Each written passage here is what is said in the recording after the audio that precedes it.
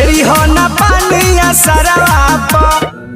भैया लोग नमस्ते प्रणाम काल बा कैसन मनी जा रउआ सब देख रहल बानी हमारे चैनल विश्वास शक्ति फिल्म्स में। एक बार फिर से रउआ सबके स्वागत बाटे।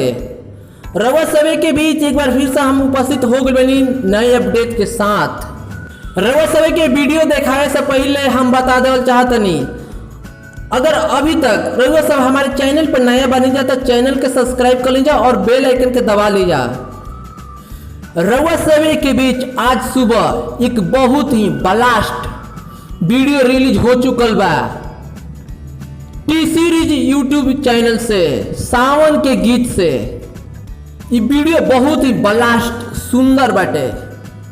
पूरा मार्केट में इनकर ही गाना बाजल बाटे, अभी तक बाजल रहल बाटे।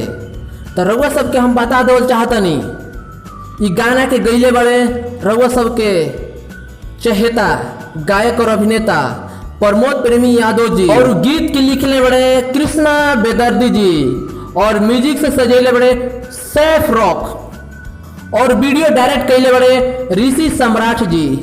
अगर रउआ सभी अभी तक ये वीडियो नहीं जा देख ले तो जाई जा टी सीरीज यूट्यूब चैनल पर वीडियो के देखी जा और भरपूर आनंद उठाई जा, और हमके बताई जा ये वीडियो कैसा लागल।